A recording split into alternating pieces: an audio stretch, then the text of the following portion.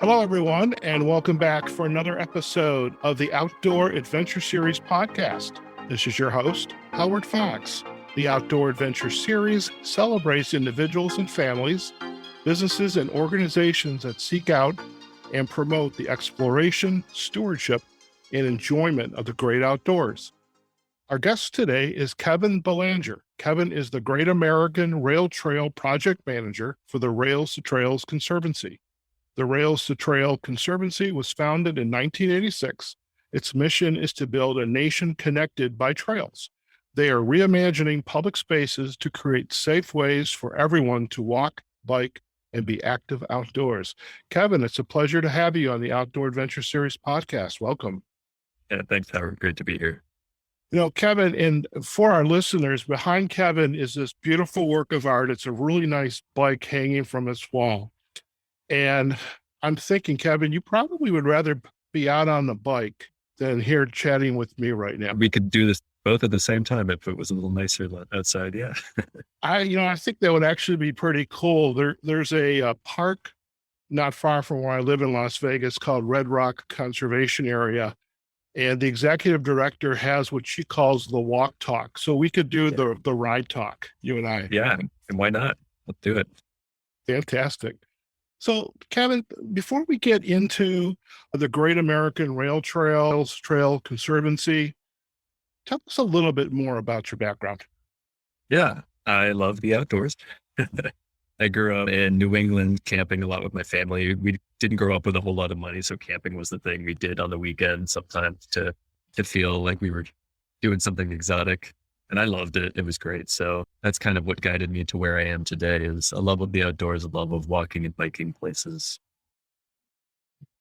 You know, one of the things I have discovered of the folks that have been involved in a lot of outdoor activities with their family is a lot of it centered around the family getting away. Now, whether they had money or not money, but it was the way to get the family out of wherever the urban or suburban setting that they were in and be able to enjoy nature. Now, when you went with your family, had you been a biking family? Was it just camping itself or you were hiking? What was that like?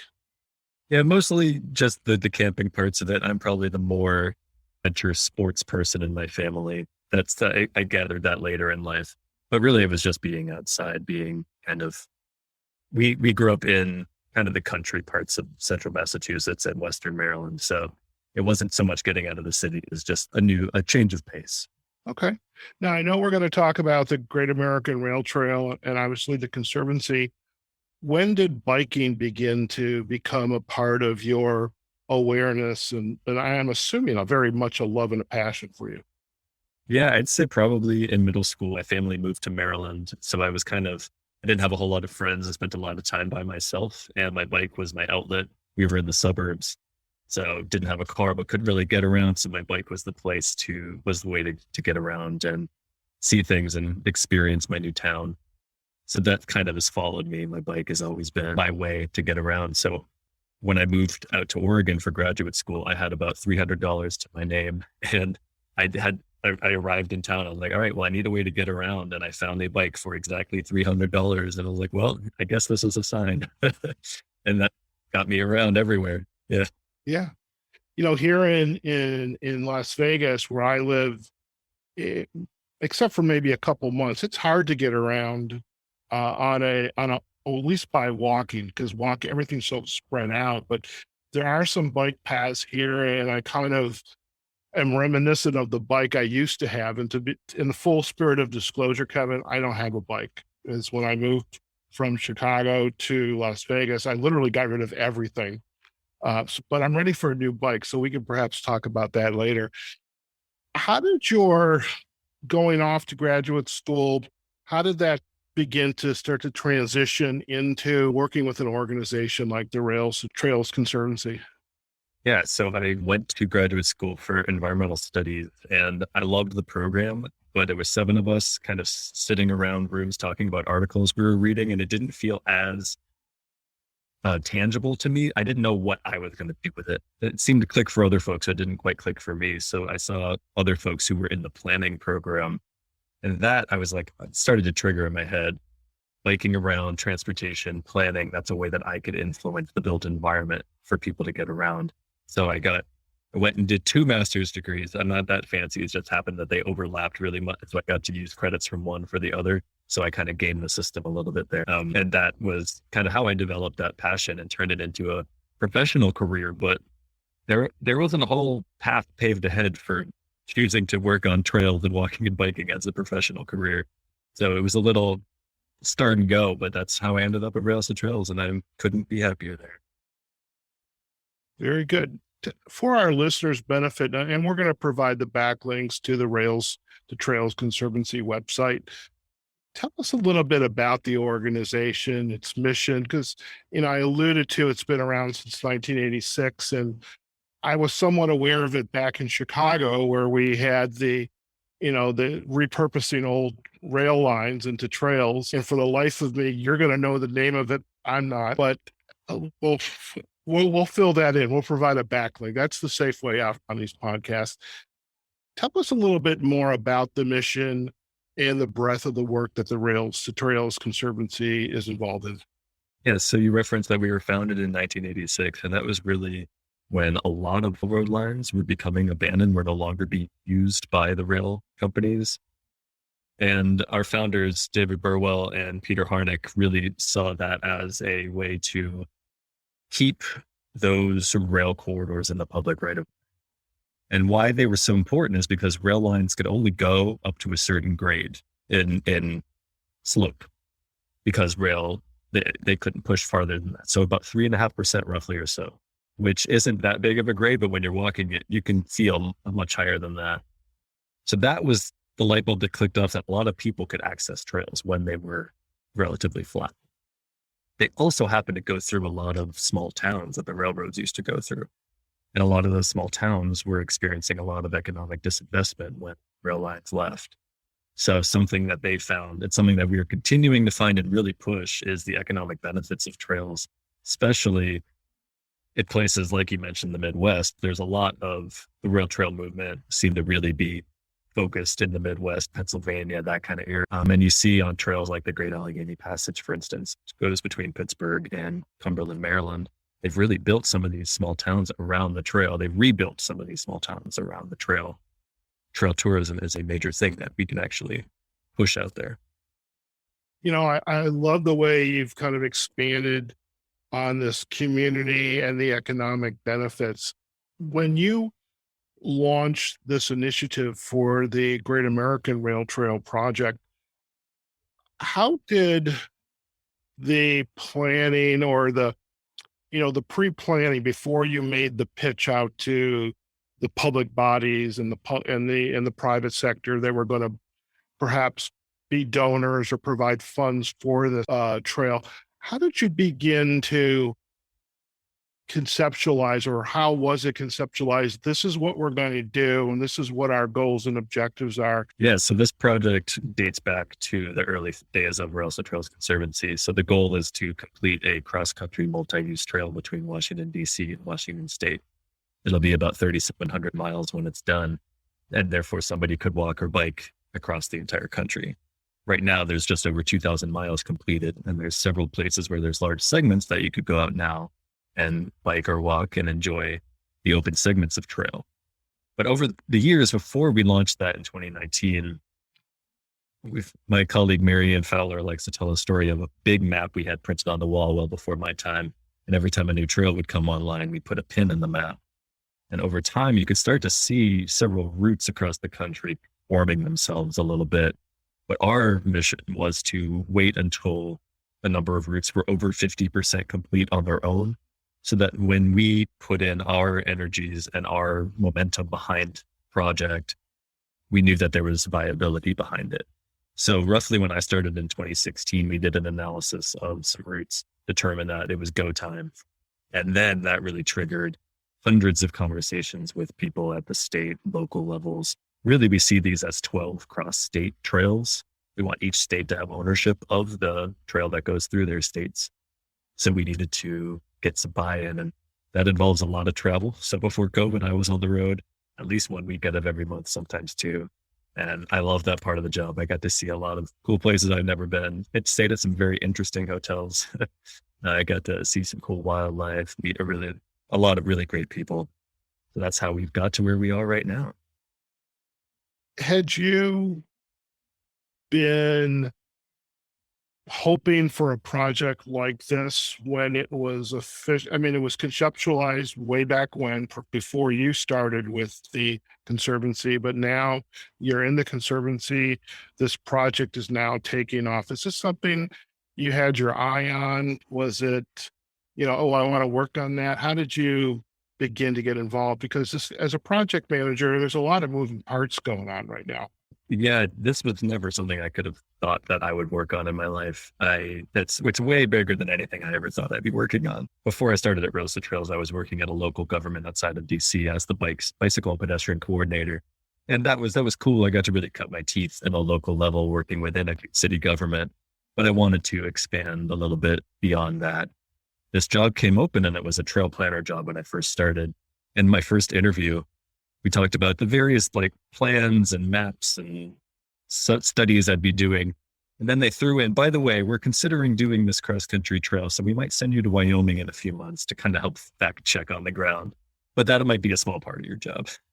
Well, here we are 5.5 years later, and it's my full-time gig. So it makes it that we've made it this far. That's pretty sweet. It's also well beyond just me. I'm the project manager getting to work on it full time, but we have a whole team behind the project in our communications, our policy team, our fundraising and development team. It's a whole matrixed approach, we call it. It's really fun to get to work on it with everybody. Since you brought up the word team, and you had this matrix team, you mentioned a couple of the roles, but talk to me more, and for our listeners, a little bit more about the breadth of this team, and what types of skill sets and roles are involved with helping to make this a reality. Yeah, so I come at it from the trail development perspective. My major goals are filling in the gaps in the route across the country. We still have 1,700 plus miles to go. And that's working with all the folks on the ground who actually build and develop and maintain trails. But on our team, we also have, very importantly, our policy team, which is a major reason why we are located here in DC, is because we would not be nearly as far as we are in the trail movement if we did not have the federal funding for trails that we have systematically created and protected over time through various transportation authorization bills. Most recently, the bipartisan infrastructure law reauthorized the transportation alternatives program and added an additional roughly 70% on top of that. And that's money that each state gets, and then local jurisdictions apply for that money every year to build and maintain trails. There's also the recreational trails program.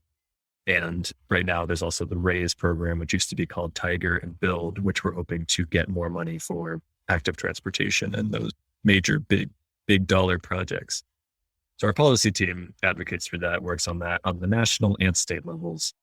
We also have, and how I got connected with you is through our communications team. We've got a great magazine, Rails-to-Trails magazine, our website and our blog, our social media.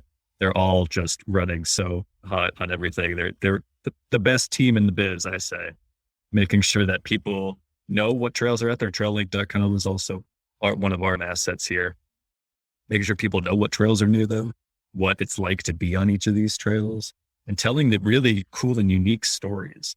Because the Great American Rail Trail is actually composed of over 150 individual trails.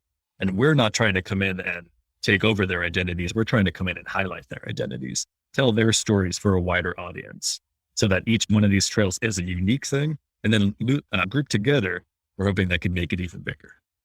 You mentioned, some of the outdoor writing, and I had the pleasure of meeting Amy Kapp, who's your editorial director and editor-in-chief of the Rails-to-Trails Conservancy magazine. And she was speaking at the Outdoor Writers Association of America's annual conference last year. And when she was up there, and I think the conversation dealt with, how do you write articles for the magazine? And I have to say, this light bulb went off in my head, because as a podcaster, I care about stories. And every location amongst those, 100 and some, you just gave me the number a minute ago. All of these individual segments, they've had their own unique story. And so you've got small towns that have a kind of say a rebirth for the sake of a better word, opportunity where, envisioning bike shops, coffee shops, any, t-shirt and hat shops, and also the outfitting of the people who are visiting that segment of the trail, to get their bike work done, maybe buy some clothes that they need, hotels, and this idea that communities can begin to embrace this locale, this segment of the trail. I thought there's a lot of great stories there. All right. I mean, the ability for trails to help diversify local economies, especially as we mentioned, the rail trail movement really started in the Midwest and Northeast, but we're pushing out west with this project in places we haven't had historically a footprint in. It's really fun to see light bulbs go off when I'm having conversations with folks in Wyoming and Montana, not flat states by any means. So it's harder for us to find the good corridors to go through. But when we are finding them and people are like, oh, I can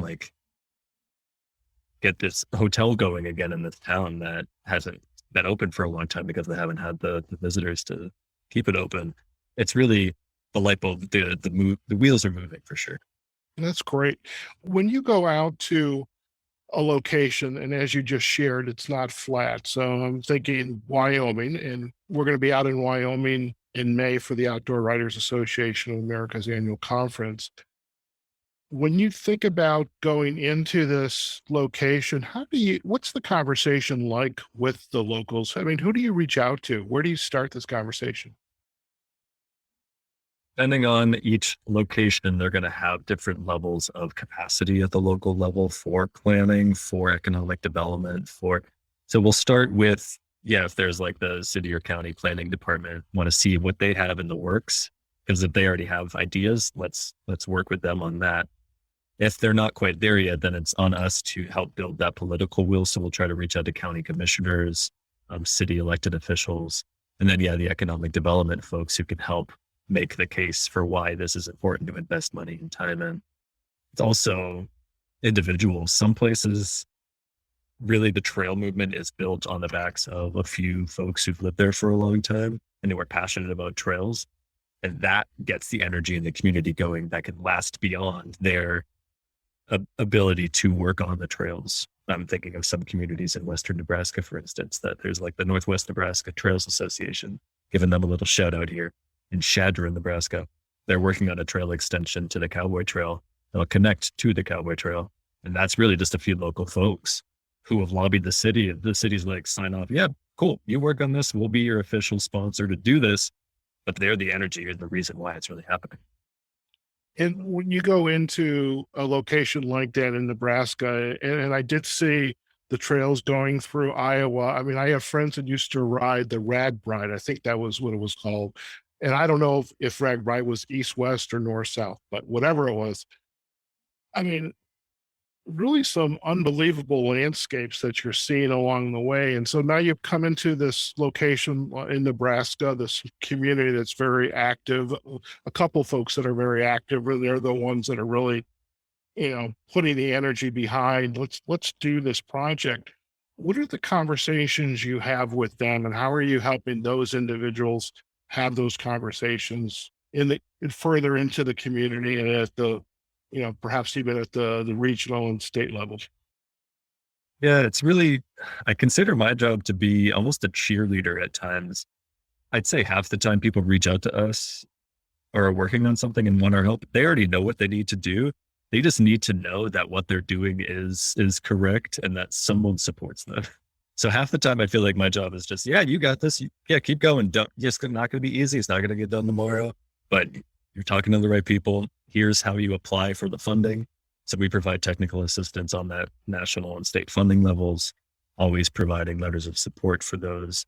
And we actually, this past year, we saw the greatest dollar figures attached to trails along this project since we started, which was fantastic, especially during the pandemic. We've seen a lot more people on trails, which has been one of the few good things to come out of the pandemic. was a renewed interest in walking and biking outside. So let's capitalize on that and make sure people invest in that.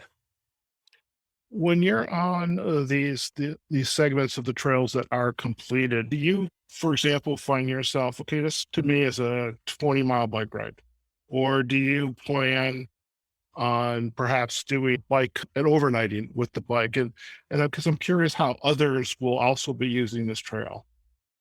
That's a great question because there's no one right way to use it, right? And the majority of people who do use sections of the Great American Rail Trail are people who live in the community. They're the ones it's their trail that they're going to go on every morning or on the weekends with their families or with their dogs. The thing is, for the visitors like myself, you get to choose. I know already some people are going across the country even before it's done. And they're the ones who have to figure out how they're going to connect on the roads. And that's their problem. Not problem. That's their challenge to work with, because we want them to find the roads that are most comfortable for them. But for me personally, I've actually done I did Pittsburgh to DC a few years ago. If you haven't heard of that, it's the Great Allegheny Passage and the C&O Canal. It's about 350 miles. That's fully off-road. You're not touching a road for that. And my friend and I did it during the summer in 2020. So we weren't comfortable staying in hotels yet because of the pandemic. So we hammock camped the whole way. And that was a lot of fun. That took us about 7 days to do that. And this summer, I'm actually doing the Ohio to Erie Trail in June with that same friend. We caught the bug now, of course. So we'll be out there. But then some people, they're planning on doing just an overnight here, a day trip here, and that's great.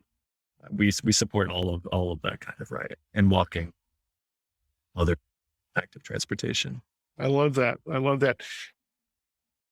You shared a couple anecdotes from, the organization and the folks in Nebraska. Any other stories that jump out at you? I mean, perhaps, I love the hero's journey. I mean, they know they want something, they need something, they don't know how to get it done.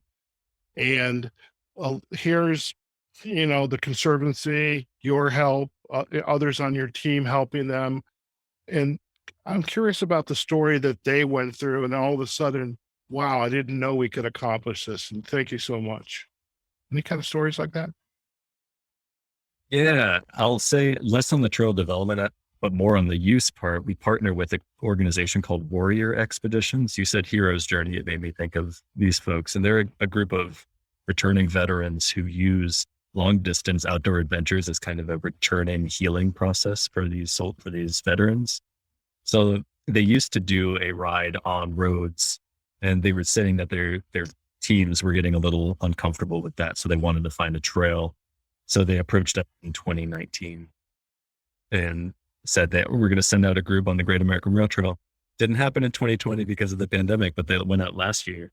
So we had our inaugural Warrior ride, Warrior bike, I think they call it. And there was 6 veterans who went out, 5 or 6 veterans who went out. It was great to see them start in DC. We met them at the Capitol and waved goodbye to them as they headed out. And it was so cool. And then we checked in on them along the way. Some of our partners, we reached out and said, hey, can you house them in your basement or your backyard? Or can you put them up in a hotel, feed them?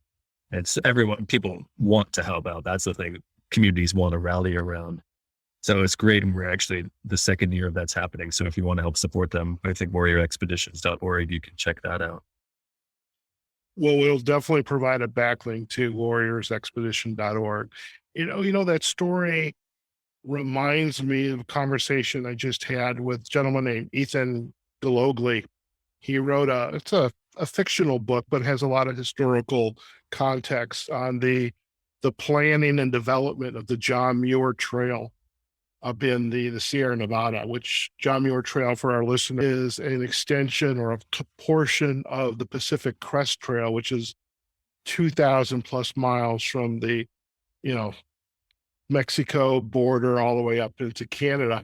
And I'm thinking, as you're describing, like these folk on the Warrior bike ride, or the folks going out connecting the spots like in Wyoming or going into Washington State, is you have to have the folks who are out there doing the exploration to saying, yeah, this piece of the trail will work.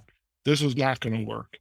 And I imagine those stories of they're like the they're like going back to the original frontier explorers, trying to figure out what's the best possible safe route that we can use. I love that. Yeah, it's fun to watch the process of people planning trips for long distances or short distances. I also wanted to highlight, if I have a moment, to share an interesting story. For some reason, Western Nebraska keeps popping out at me, but there's a group with the Northern Cheyenne Indian tribe. They are working on a trail outside of Shadra, Nebraska. They're calling it a healing trail. And that's where their reservation and their ancestors come from, like the Montana area up there. And they were taken down south forcibly with a lot of other Native Americans who were forced down there. And they tried to break out and go back north to Montana, and they were massacred by the white settler folks who were doing that there. But now the descendants who still are around want to really create something to commemorate this and for them to feel connected to their ancestors' journey. And it happens to be right on the route of the Great American Rail Trail. So we've made touch with them, got to go out to their reservation in December in Montana, shot a little video with them to talk about it. They received a grant from the National Park Service to work on planning for their roughly 2 or 3 mile trail that'll be outside of Fort Robinson State Park. But even that kind of a story tells you so much about America, in the good and the bad and the ugly. And we're not shying away from telling those stories because it's all really important to talk about. I love that. And would definitely work with you, Kevin, to get the backlinks to that organization, because we'll put them up on the show notes as well. And I think I had warned you, I'm an opportunistic podcaster.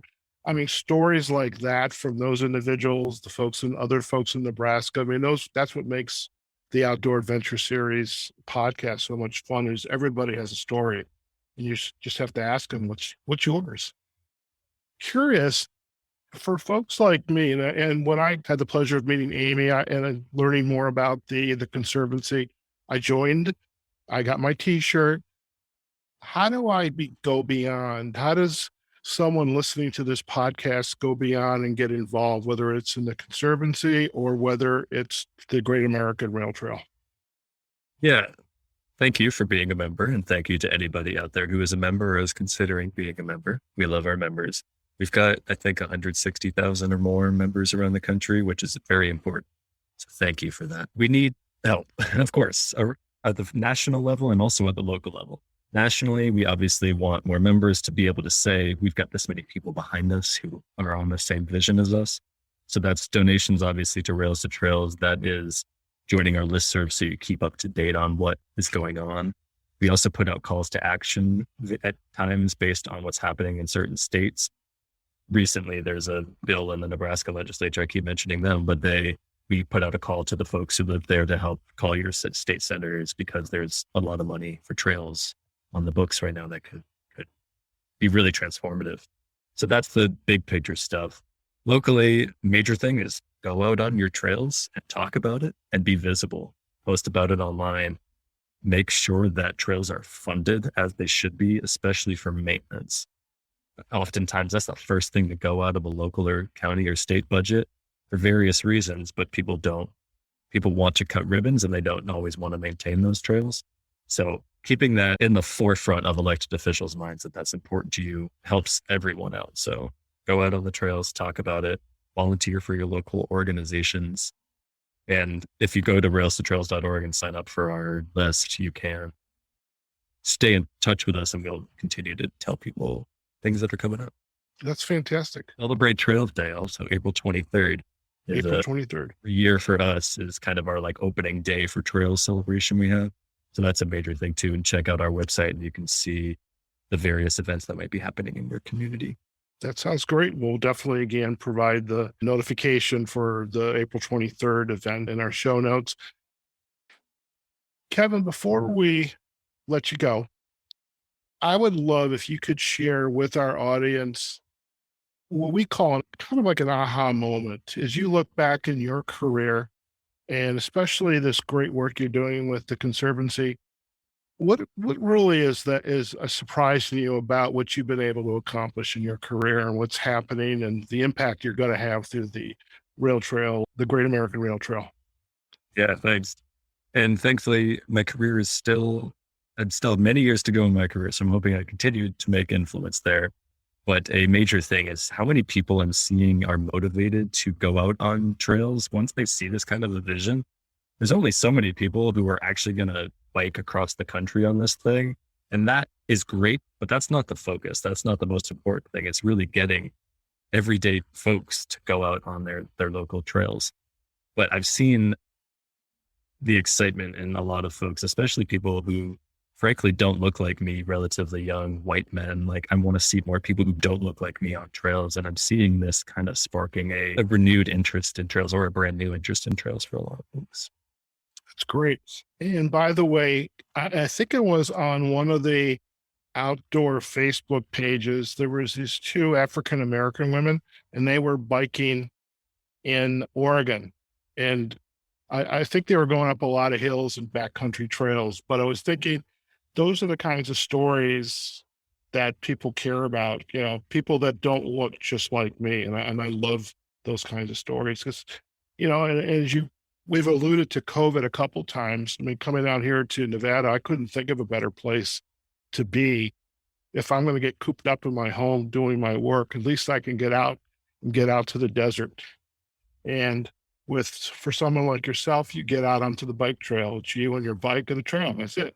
Yeah, and I was cooped up in the middle of Washington, D.C., but I felt like that was a great place for me to be because I had access to a world-class trail system that I could go out on every day and feel comfortable and safe from COVID because I was outside, and also from traffic because I was on trails.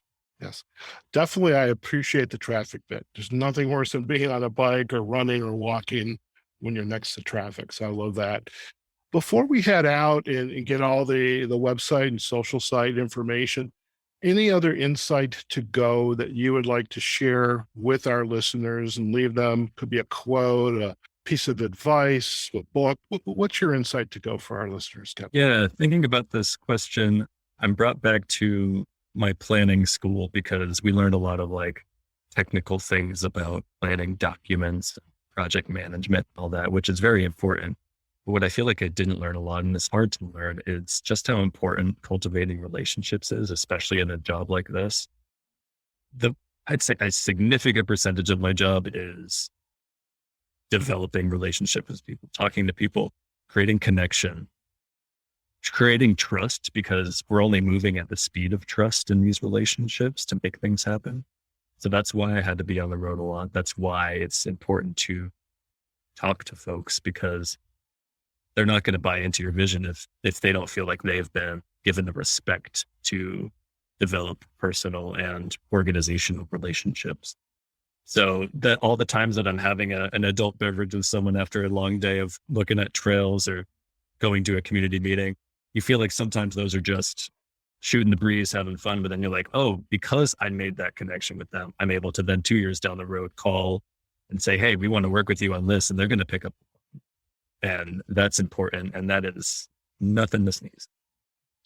I'm totally on board with that. It is a fantastic insight to go. Even like this podcast, I never would have met, met you through Amy. I met Amy through the Outdoor Writers Association of America, and everything just snowballs, and it's building relationships, people that you might not have necessarily met if you just stayed in your sandbox, and that was it.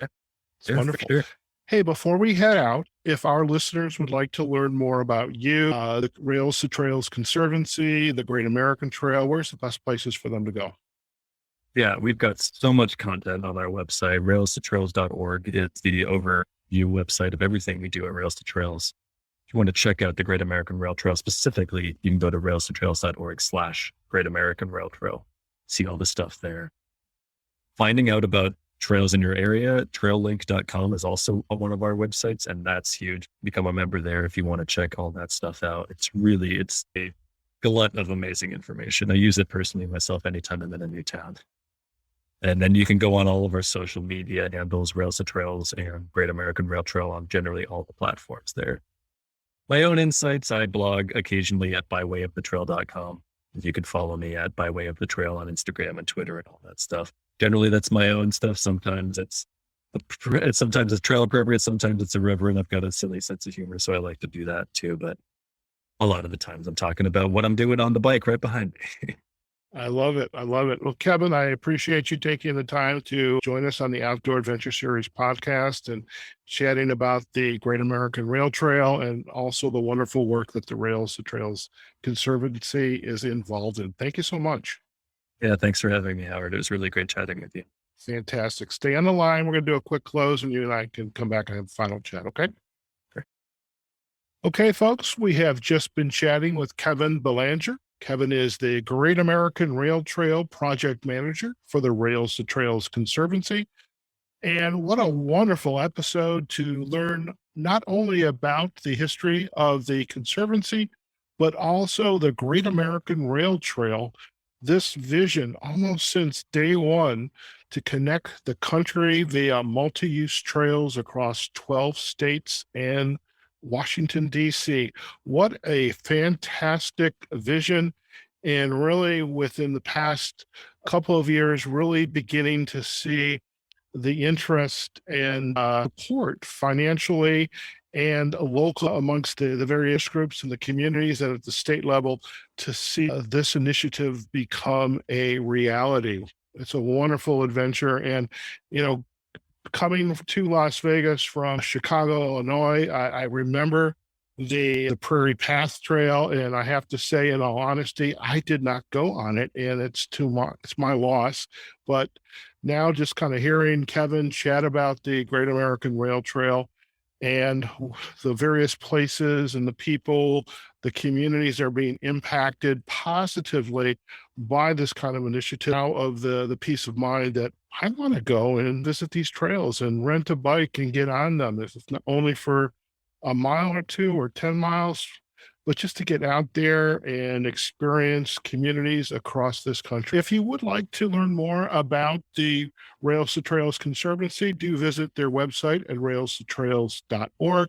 You can also learn more about the Great American Rail Trail, and that is linked off of the rails-to-trails.org website. We'll provide that link as well.